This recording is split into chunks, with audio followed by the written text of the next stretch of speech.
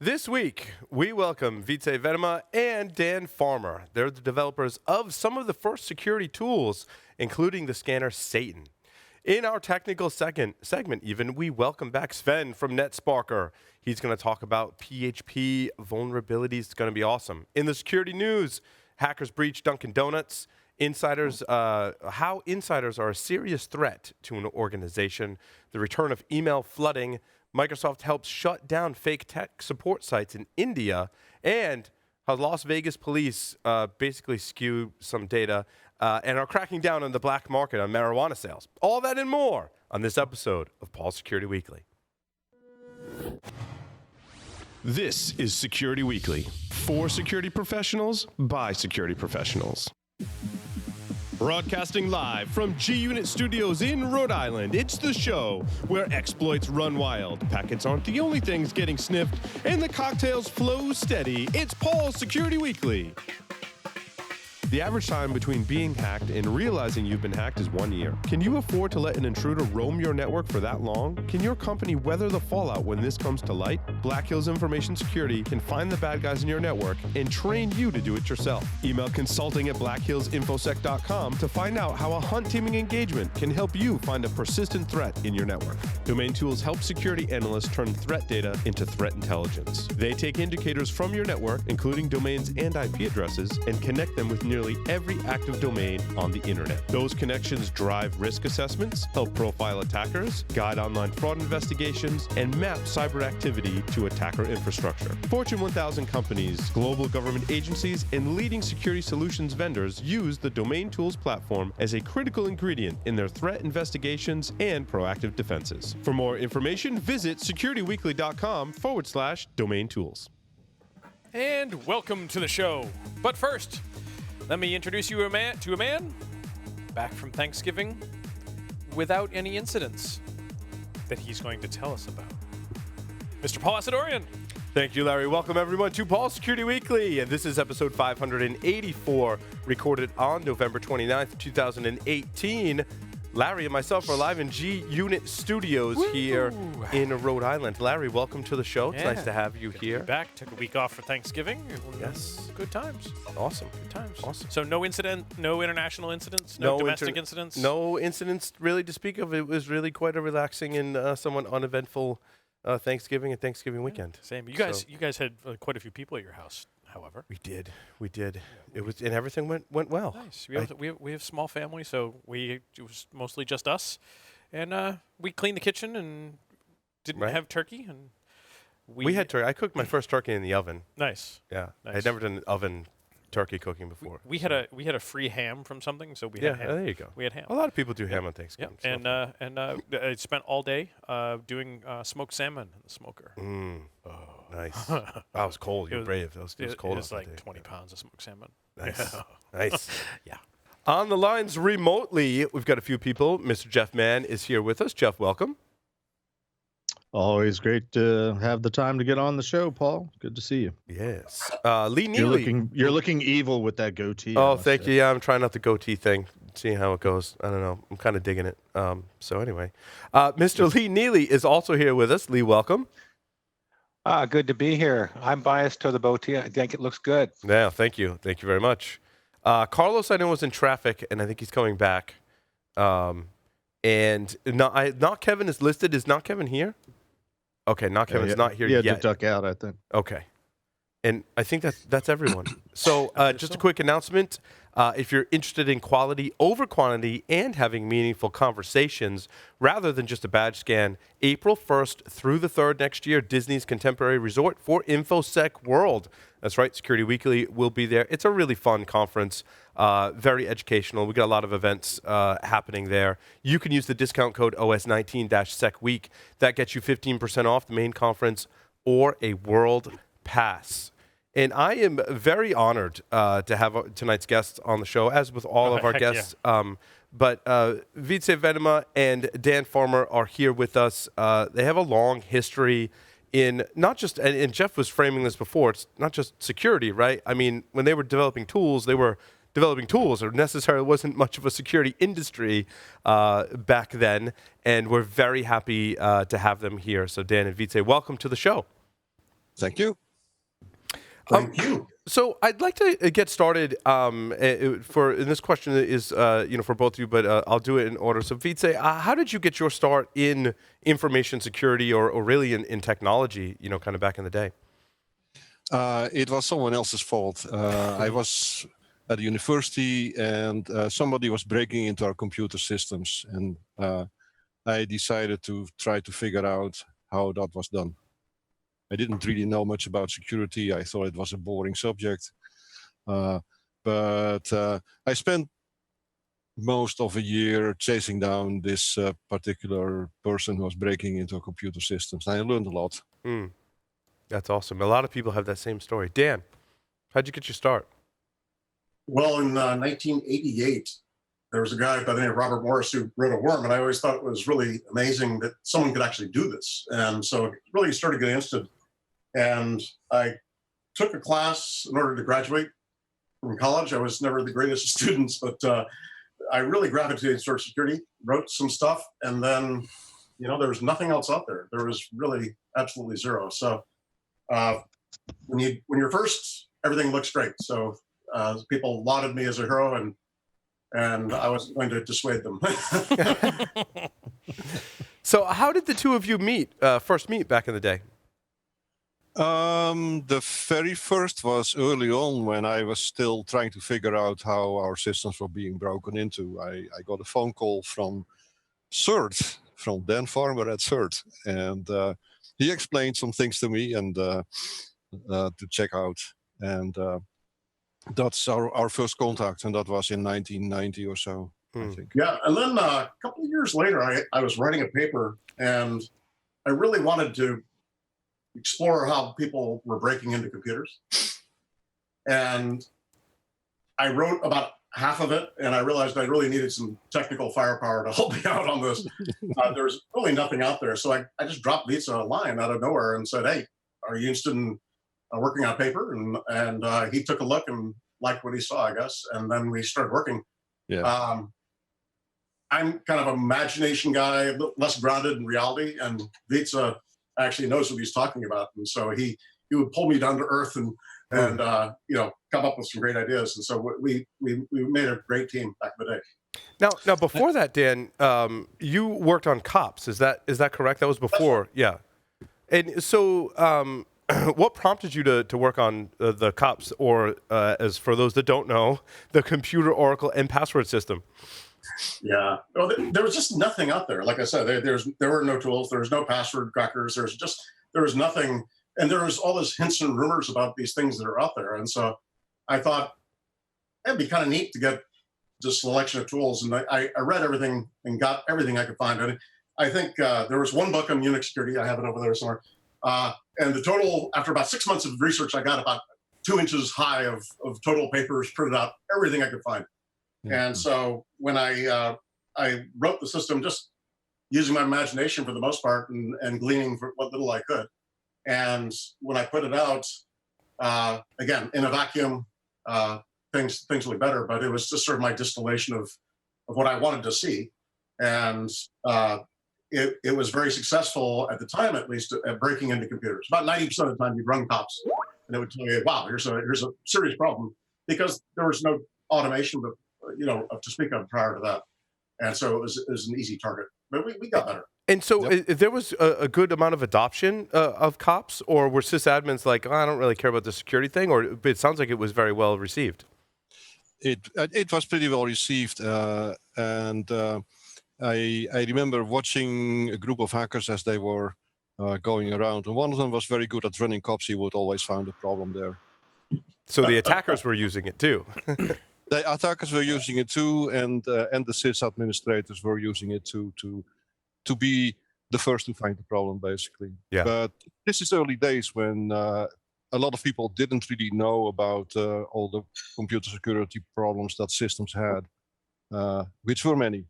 Yeah, absolutely. And then, I might have written one of the first, the Wietse came out with the TCP wrappers, which is really a fundamental change in how we looked at networks and security in general.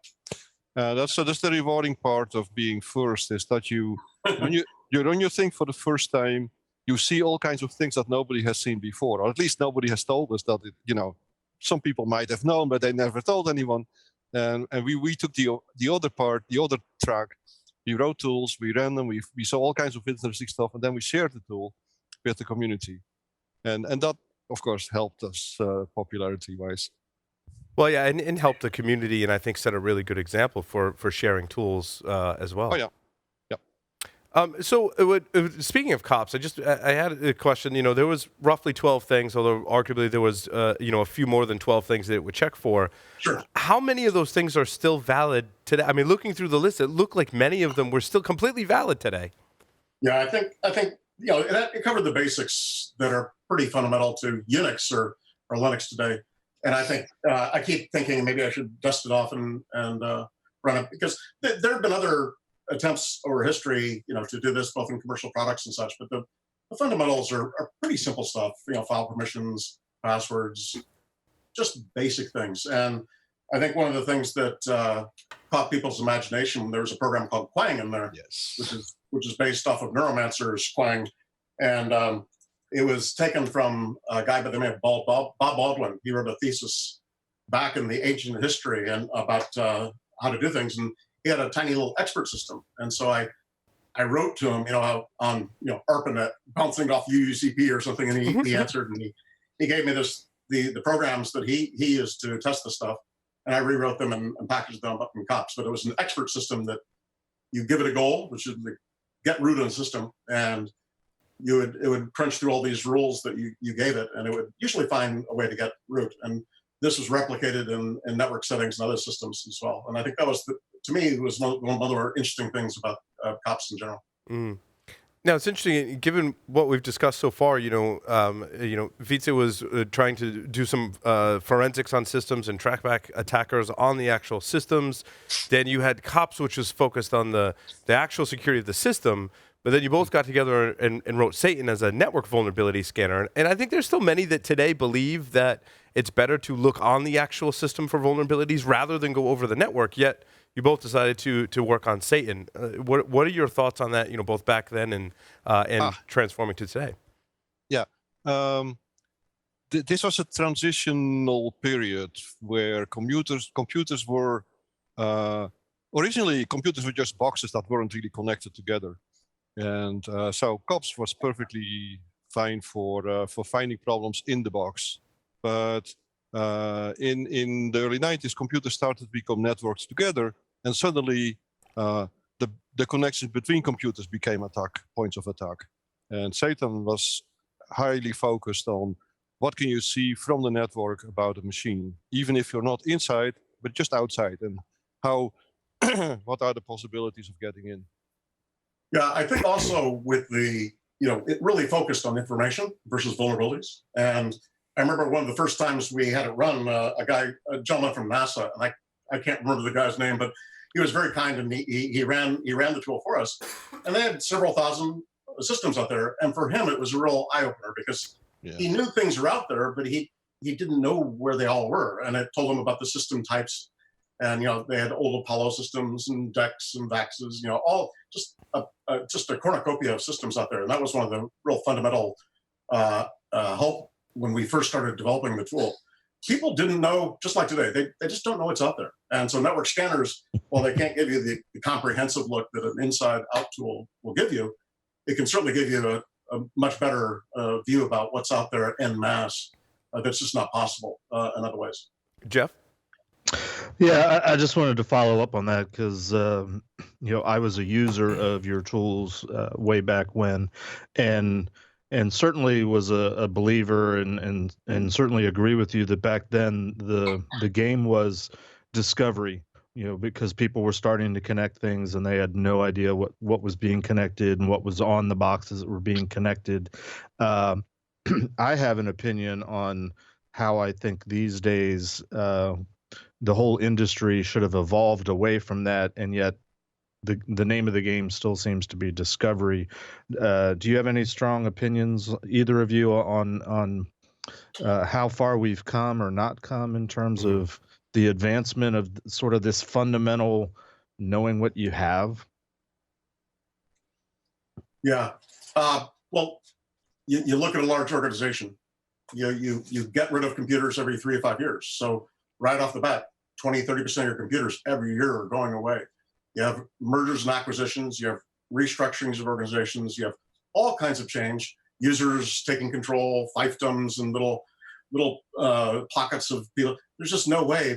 It's not like organizations have this big central control that oversees everything with the all-seeing eye. And so the only way you can really have a hope of keeping track of things is by using scanners and discovery tools, because unless you're of a different breed, and maybe Google, Wietse has more insight on that, unless you're a real different breed, you just don't know what's out there. Yeah, if you have a very, very tightly managed network, you know what's out there because nothing else will be able to talk to it. Mm. And there are not a lot of companies that have the energy to do that. Google may be one of those. Interesting. So for the history for our listeners as well, what did you write Satan in, and how did users interact with it?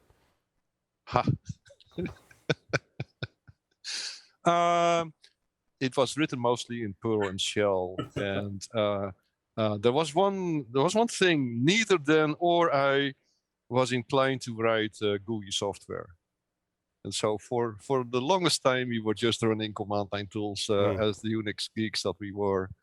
And at some point there was this wonderful program called Netscape.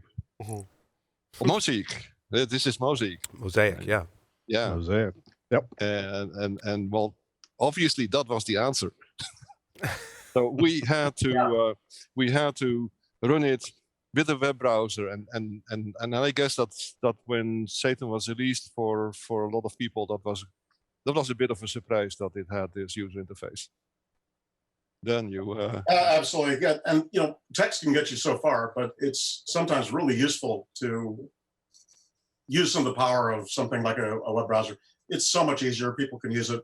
We were able to put in online help, so it really kind of tried to shepherd you through the process. But I mean, this is one of the first web applications. We didn't really know what we were doing. Wietse wrote the web server, and one of the big surprises, I think, was when someone from Australia was using the tool, and they said it made this horrible screeching sound, and we didn't know why until we figured out that the domain name ends with .au, which is a suffix for a sound file. And so whenever played on the screen an AU file, it would start screeching at them. So early stuff.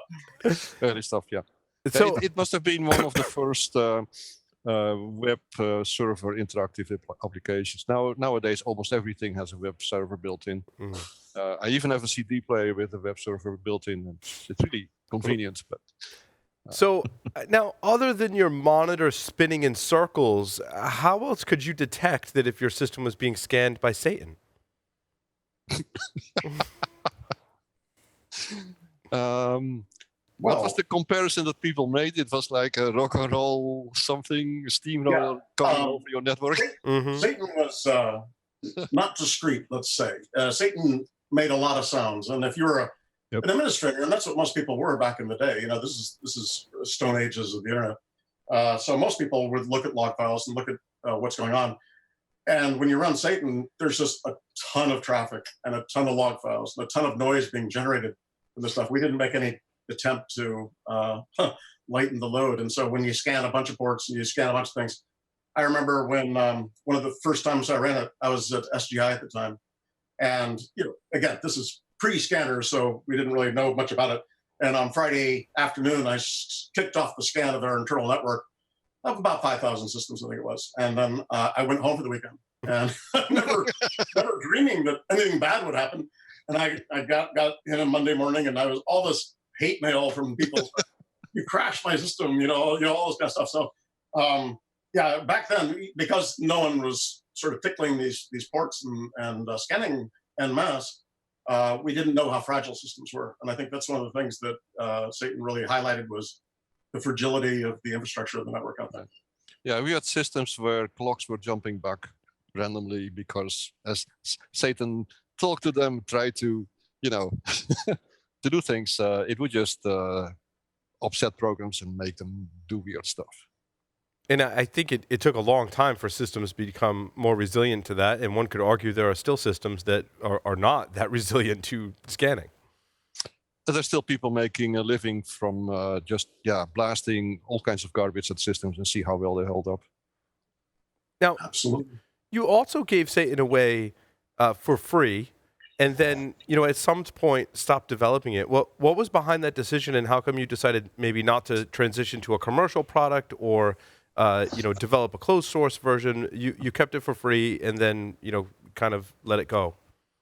Laziness. You didn't want to be involved in the business side back then. As a business decision, that was probably one of the poorer decisions we made. No, I disagree. A fair bit of cash on that, and I was offered millions via email from venture capitalists wanting me to do this, but I think from my point at least, I was still of the proud and fierce, give things away and help people out. I was making lots of money. I didn't really need much more, and it became pretty clear when we wrote the thing, to me at least, that network vulnerability scanners would be very similar to antivirus. The most vulnerabilities, the most of whatever you're checking for is going to be the winner, and that just didn't sound very exciting to me at least. And so we went on. I'm sort of a serial inventor. I think Wietse as well to some degree, and so there's always new challenges. There's always new things to do. And so it wasn't that difficult of a thing. And lots of people were taking up the mantle at the time. Yeah, there was ISS, a company, was Yep. basically just Chris around. Claus said we made him a lot of money.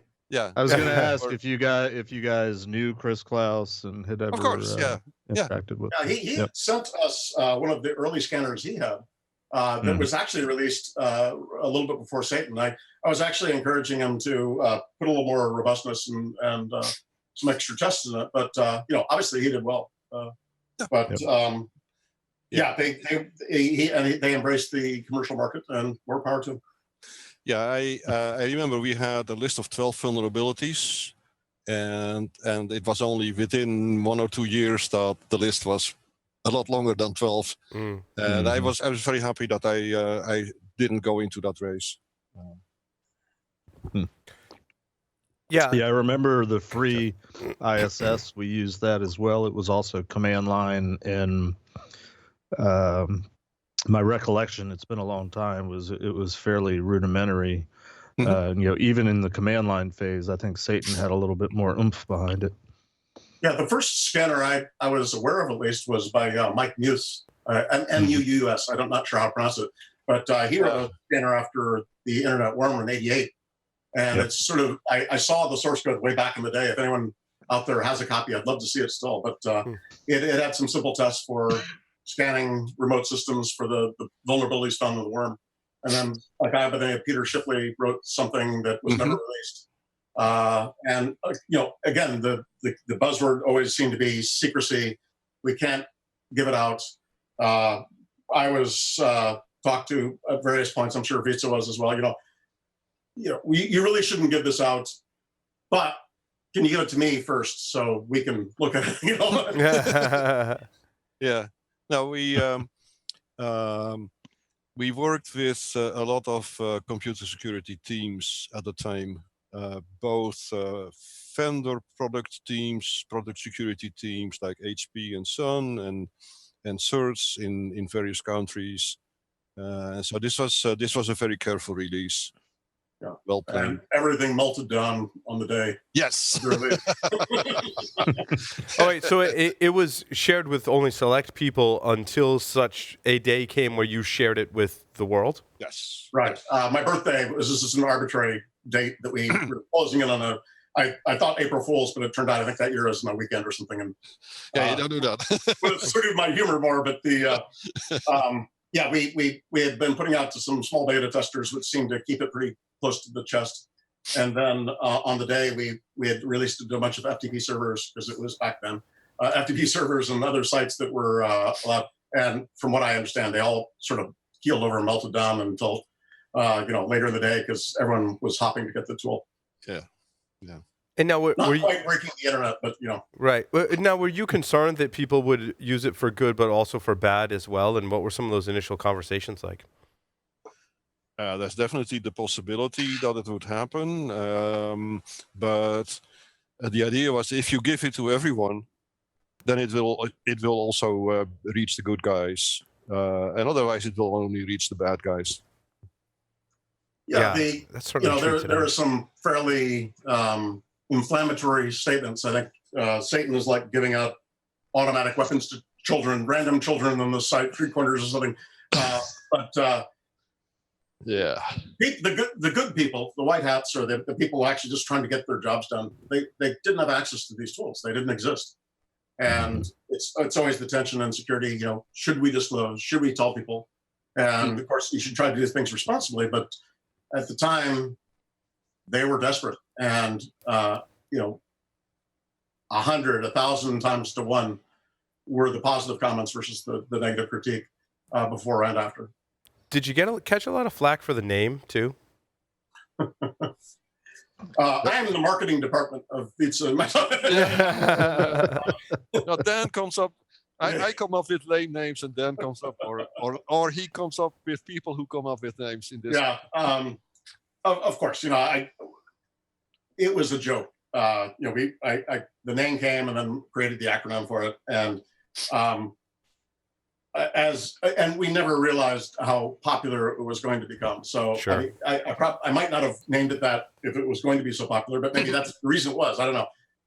Well, did you or somebody else, wasn't there a version that was renamed Santa?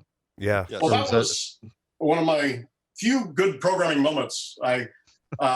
As we got closer and closer to the due date, I thought, well, let's throw them a bone, I guess, the people who might be uncomfortable with this. And I wrote a program called Repent, and we included it in the program. And so if you ran Repent, it would change all the documentation and all the user interface to be Santa versus Satan.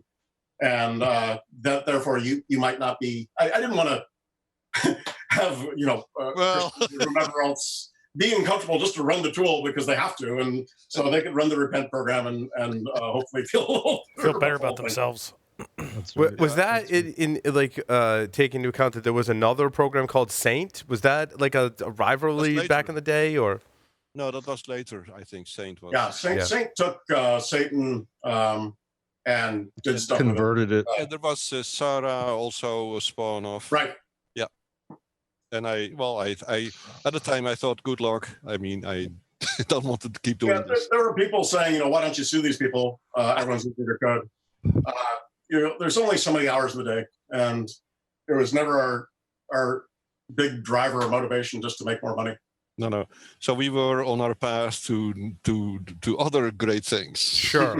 Yes. And I mean, we're glad that you did as well. I think it certainly set a standard and helped the community and showed that you can, give things away for free. I think really set that standard. But then you both went on to collaborate on the Coroner's Toolkit. And what was the drivers behind this and the goals of that project? Well, Dan can explain what the original. Well, I had this great idea, great in quotation marks, that we should write the compendium of all security things, and we were going to list all these people. Yeah. And we thought that, I thought at least, that auditing might be the easiest thing to do, because I thought, hey, we know auditing pretty well. And so we started writing this up, and boy, it was really difficult. It was incredibly complicated. It was slow. It was very slow. And so one day I said to Wietse, why don't we try forensics? And he's like, no. Okay. And it was like, well, it's sort of like auditing. It's sort of like a subset of auditing. And I eventually wore him down, and he I think he wasn't unconvinced for a while, but I remember a slightly different version of the story. Now hold on, Wietse. What's your side of the story? I think yes, we were planning to do a hefty book on all things security, but realized over time that it should probably start with the smaller one, and auditing was going to be one of them. And I don't really remember anything about forensics, but there was this case where Dan's friend, her machine was compromised, and so we we went over and we looked at the machine where there was nothing on the disk. And of course, there was all kinds of things on the disk. We knew that. We just had to get it off. And so that's where we started writing tools to actually do this. That was basically on the spot. Well, the mists of time and memories are weak, and who knows what actually happened. My recollection is a small bit different, but I think we'd already started on the road. But yeah, I think both of us kind of write tools for a lot of the time based on our imaginations on what people might need or what people might. It's less of a driving force that we needed ourselves. But this time it seemed a little more pressing, and. It's again, I think Wietse said it earlier, it's really fun when you come up with something and as far as you know, no one else has thought of it. And it's like, wow, no one else has seen this, or, I've invented something out of whole cloth that actually does something useful. That's just a tremendous feeling. And was it adopted more by users or had law enforcement really kind of looked at a tool like this? I mean, today forensics tools are adopted by law enforcement, but I can imagine back then it was a very different time, right? Let's see. We gave a class for some 200 people, free class at the TJ Watson Research Center where I worked at IBM Research, and the audience was mostly geeks, incident responders, other geeks. So it was mostly technical people who were playing with this tool, running it on their own machine, and discovering things that they didn't know about. Yeah, and not so much for law enforcement back then, which is not so much at that point. It became as it matured and other people took it over. Again, this is not something that we kept maintaining over more than a few years. Other people took it up, and the things have been used in several cases. Yeah. Well, there was also, having lived through it as well, there was also a problem with just the idea of the legality. In the beginning, there were no laws. I mean, the laws that attempted to be applied in the early days were, went back to, telegraph, wiretapping and things like that. So yeah. One of the reasons why law enforcement wasn't tremendously involved was because they had no capability. They had no, and there was huge questions back in the very beginning of what was the legalities, because there was no precedence, there was no case law. That's evolved over time. Yep. Absolutely. Yeah, it was very unclear whether or not scanning was legal, for instance.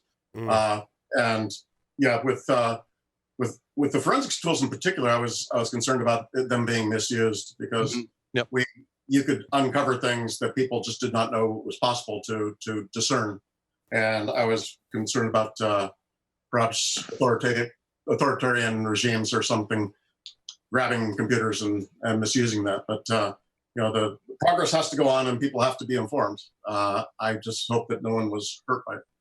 And so, kind of along those lines too, what was your kind of first instance where you saw an attacker that had constructed an attack that purposely tried to evade the coroner's toolkit?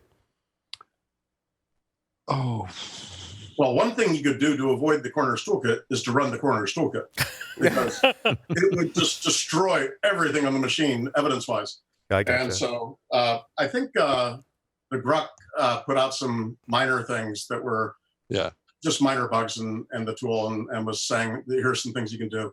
But, it was just it was an arms race. And again, it's one of those things where, just like in the antivirus and vulnerability kinds of things, it's just more attacks, and you come up with a new attack and a new defense springs up. And our interest was really about taking a closer look at things and the examination of the field in general, not about the arms race and the continual escalation of things. Yeah.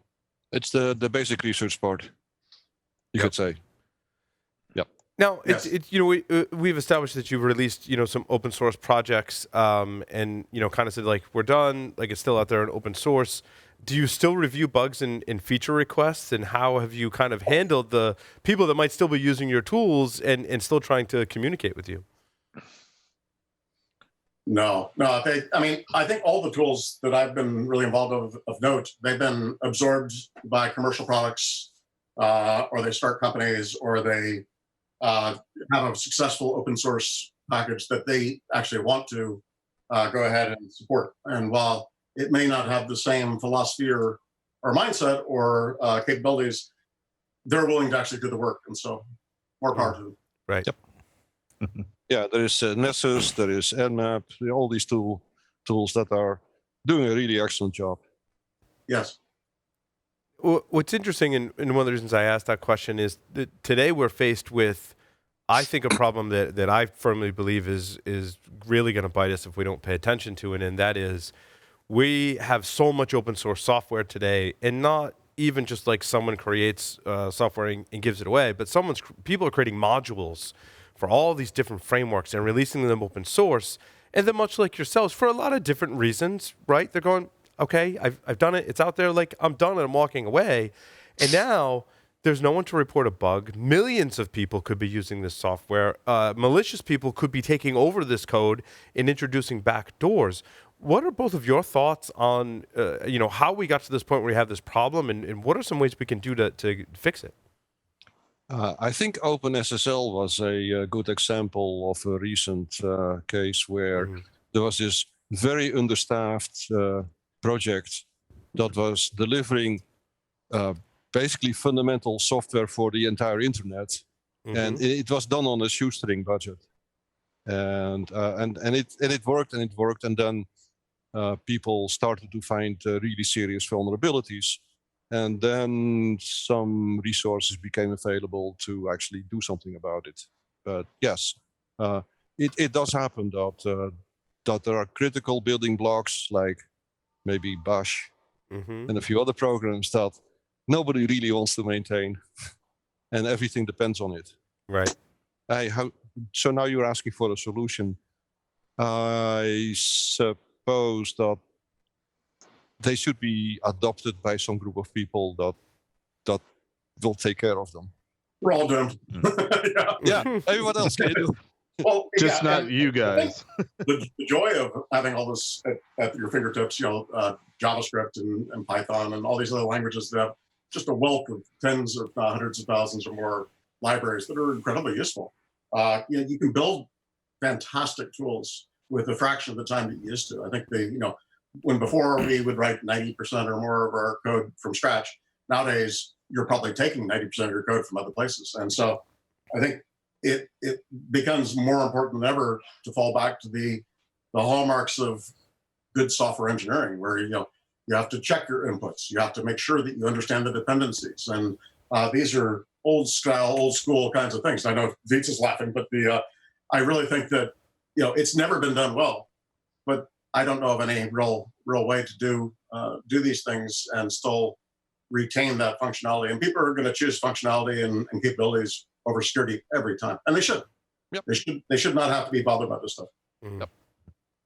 Now, it's interesting, given both your backgrounds, was one of the, and when you got your start, we'd already established before the unit, right? Linux didn't come around till later, and the operating systems, Unix operating systems, largely were closed source. Is one of the and I think some of our newer audience members especially, I don't think have a good perspective on that there was such a time that when there was no Linux, and if you used Unix, it was closed source.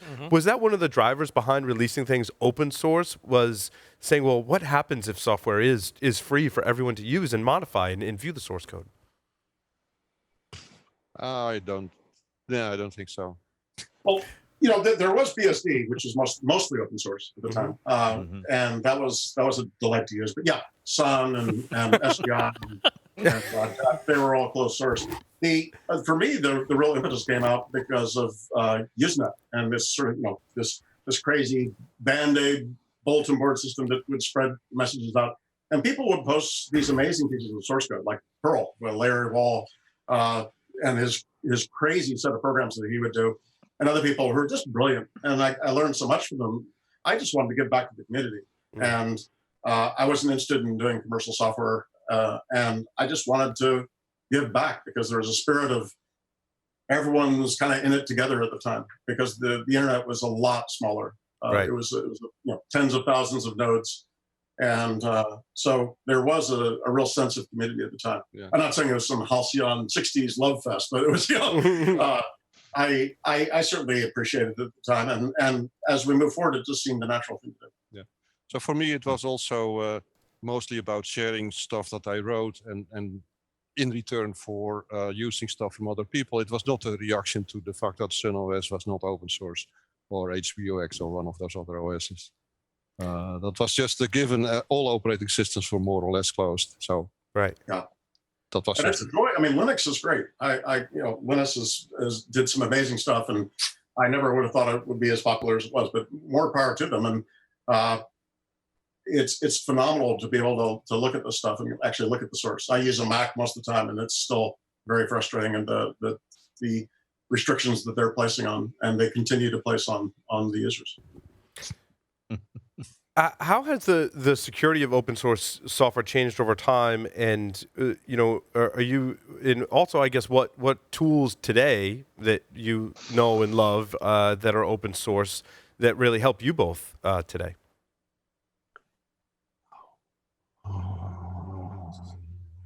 Well, there's it really depends on the type of security. There's some great open source security tools per se. Like mmap is probably the poster child. I love Theodore, and he's a great guy. Continues to do this work, and I use mmap or mnet like tools to scan and probe all the time. Most of the tools I use are more on the development side, like Python or Node or other things that are on the open source side. So you don't code in Perl. You don't code in Perl today much anymore. Every once in a while, I'll pull out Perl because I'm so frustrated with Python. I actually hired Guido Van Rossum for my company years ago, and he's a wonderful human being, great guy. But when he split Python into 2 and 3, it kind of reminded me of the old bad Perl days, and so sometimes I have to pull out Perl or some other language just out of frustration. I hear you. We share your frustration too as well. Vijay? I'm pretty much stuck in the 90s as far as tooling is concerned for writing code. It's C, Shell, Perl, Python. No, well, almost never. I still ridicule him for working on PHP.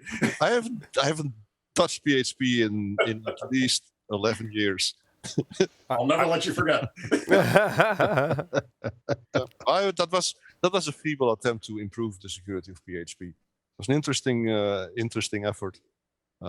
Did you have a project that you worked on that was based in PHP? No, this was a project that was aiming at the internals of PHP, so that people would not make the most blatant mistakes that they were making when writing PHP code. Somewhat similar to the Perl taint idea, wasn't it? But following it up. Basically, yeah. Right. Just a very, very low cost way of eliminating the worst mistakes. And there's something like that eventually ended up in PHP code base. So as far as I'm concerned, that's done. Yeah. And so, what are you both kind of working on today? That has, I mean, you don't have to, talk about your day. I mean, you can if you want, but like, what's most interesting that you're working on today? Especially, I think that carries a lot of weight, given your history in our industry. Mm-hmm. Can you talk? One of my last open source projects is Postfix, the mail server, and it's still alive. And as the email evolves, the threats change, so does Postfix adapt, and that's kind of a fun project.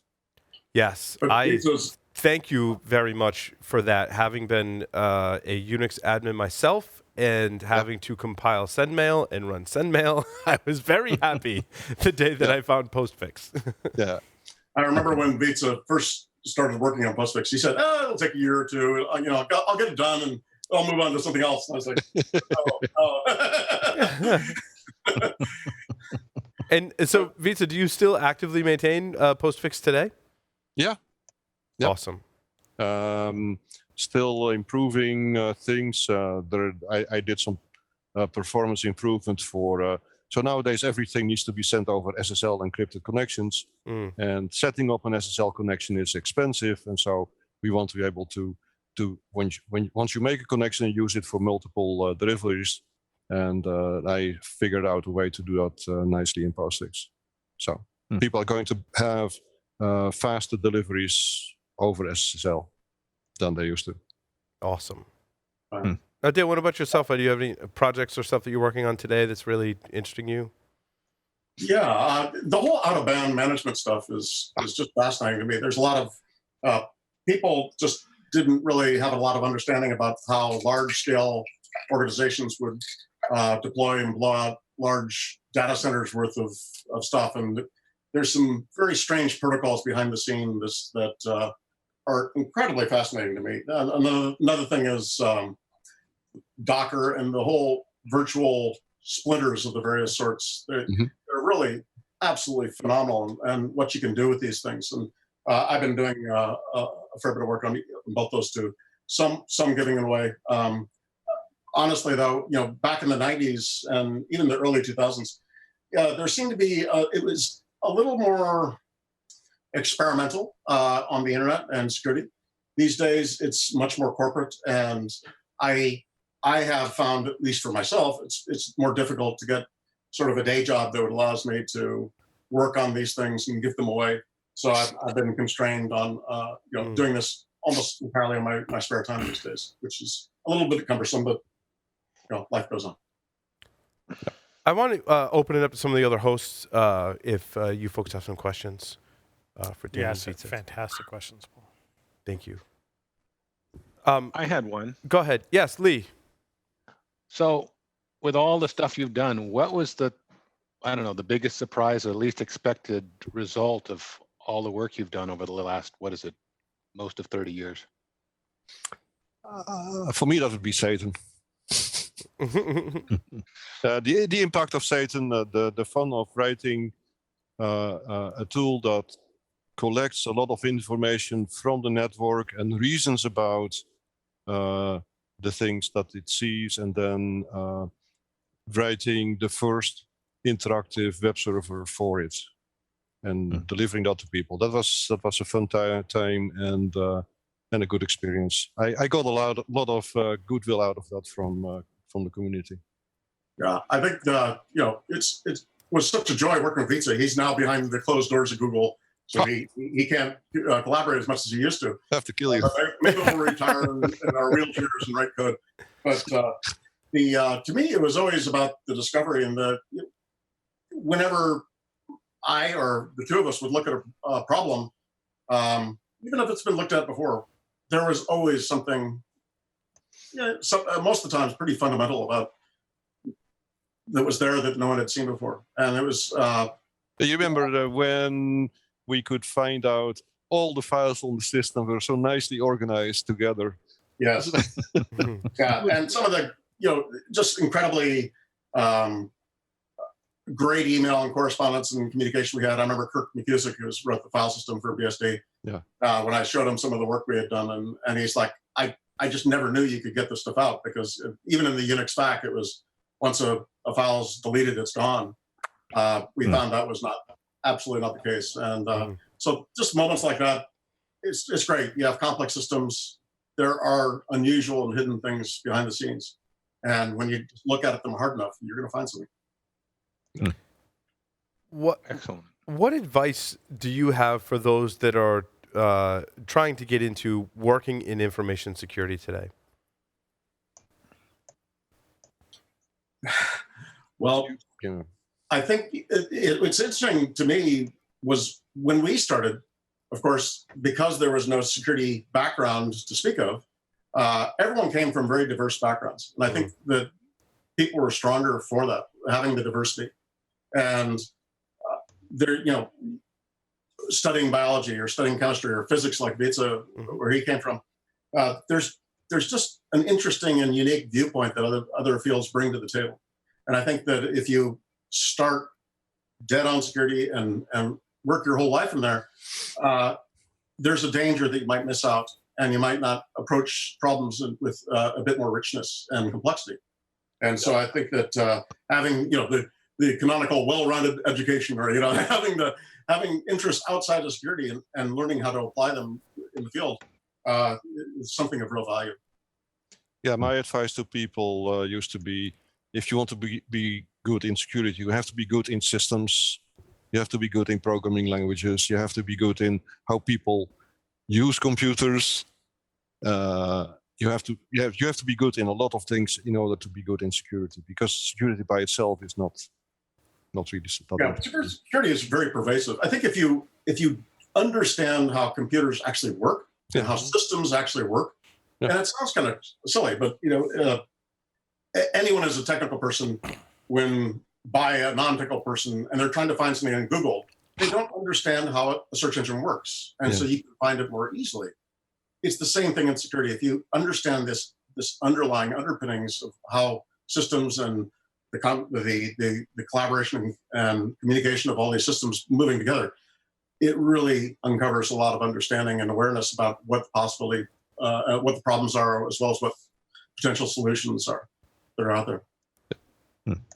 Yeah, I think that one exercise that I have all our interns go through is, I'm like, here's some bare metal. Like, here is a computer. Now, ask me questions, which you're lucky because, not everyone had the luxury of having, someone to ask questions of. You have to have a running Linux system, at the end of the day. And that's, I feel like that. Back to our beginning. Define running exactly. Well, right, yeah, running in some capacity, right? But there's so much to be said, and they're like, well, what is, somebody might ask, well, what does this have to do with security? It's like, no, you have to understand, as Dan and Wietse was saying, how things work, right? And have that experience. I think, and I completely agree. So, some of the best security people I've ever worked with came out of sysadmin roles because they knew what went into building the network. They knew what went into building the environment. Right. They know how it works, and that's the difference between how it works and how people think it works. Yes. Yeah, it's different from, they get training in school and learn about things in school, but you got to build systems from scratch and network them together to really, I think, understand it. So but I think that's one of the advantages of something like Docker and some of the other virtual tools. You can build a whole network, and you can build a whole infrastructure on your tiny computer, and it'll work. And it's cheap. You can learn so much. Yeah, but I like to see them struggle with a Linux driver issue, for like a good solid 8 hours, struggle with that. That's, they got to earn their chop. Give them an E1000. It's hard to remember what it's like being that neophyte until you watch someone do it. It's like, of course you type escape at that critical point there, Yeah. Okay, so the next assignment is to run PostFix in a container. Right. And configure it sounds like someone's tried, and it's very challenging. And configure it via VI. Yes. We had the VI lesson the other day. Oh, yeah. Yes. Mm-hmm. Still a hardcore VI user. So. Do you know how many times I've quit Word and ended up with WQ at the end? Yeah. Every damn time. Jeff, did you have a question or comment before we transition to 5 questions? Well, I've just been enjoying the stroll down memory lane, and I'm realizing in listening to these guys talk that I remember the culture back at the very beginning of sort of things being free. The sharing, the sort of the camaraderie that there was within the community, and I'm realizing a lot of where that came from was these guys and the release of Satan, and sort of I always respected you guys, although it cost you guys billions compared to Chris Klaus, but I always had a lot of respect for you guys, and your commitment to, it should be free, it should be available to all. And Dan mentioned a little while ago, sort of the corporate issue. It's hard to give stuff away now. So much of this industry now is driven, and I talked to lots of companies. We talked to lots of companies, obviously, through the show. And when people, and it's a gut feeling sometimes, but you'll talk to people and they've got this great idea for a product, but you get the sense that what's really driving them is, I really think I can make a lot of money with this, rather than I really think I can help people and help companies and help people, do their job better and secure their networks better. And, so I just want to say thank you to you guys, because I think you were seminal in some ways in my career, just sort of this commitment to doing right by the customer, and security should be, something that's available to all companies, not just the ones that can afford to go out and buy the latest Gee Whiz tool. So I just want to say thank you to you guys. Well, thank you. That's very kind to say. I would say, as the old person doling out wisdom to the masses, it's okay to be an idealistic person. It's okay to believe in things that, even if you want them to be true, they don't have to be. I'm a romantic. I like the idea of giving things away and being a good person, trying to help people out. And sometimes it could work. So best of luck to folks. I just have 5 final questions for each of you, and they're silly questions. I will warn you. But so I'll start with Dan, and then I'll ask Wietse the same question. So Dan, 3 words to describe yourself. Don Quixote and Cyrano. Wietse. I just looking at my bookshelf on the other side, and I see a big question mark, and I think that's one. Wietse, if you were a serial killer, what would be your weapon of choice? Oh, that would be interesting. First code printout. It would be the radiation from my eyes, the mind control. Oh, I like it. Superpowers. Yes. Dan, if you were a serial killer, what would be your weapon of choice? Without a doubt, it'd be a long, high-powered rifle at range, because I was in the Marines and got to be a pretty good shot. The danger of being a serial killer is you're probably overconfident. So you have to be very, very, very careful and judicious at choosing your targets. But rifles where it's at. Dan, if you wrote a book about yourself, what would the title be? If I wrote a book about myself, wow. It would be mind-boggling to even think that I would write a book about myself. But I did it my way. Why not? There you go. I think Mike Poor would argue that it would be the other crazy redhead in security. Yes. No, I came up with my title along the same lines as Dan. My title would be "It Can Be Done." Wietse, Nice. in the popular game of Ask Grabby Grabby, do you prefer to go first or second? In what game? It's popular in Europe. Can I go middle? Yes, you can. Okay. There are no wrong answers in this game. So Good. Dan, do you prefer to go first or second in the popular game of Ask Grabby Grabby? Well, I'm not familiar with the game, so I'm a little reluctant to say. And furthermore, I don't think I should look that one up. And so, All depends on which site you use. what I might DuckDuckGo. find. Fair enough. Dan, choose 2 celebrities to be your parents. Alive, dead, fictional, or otherwise. 2 celebrities to be the parents. Well, I guess you got to go with Jimmy Stewart, because Mr. Smith Goes to Washington and other movies. It's just such a decent human being, and just seemingly a great guy. And on the other side, Madame Curie would be a pretty damn good mom, I'd say. Ooh, I did my 6th grade paper on Madame Curie. Oh, nice. She was an amazing woman.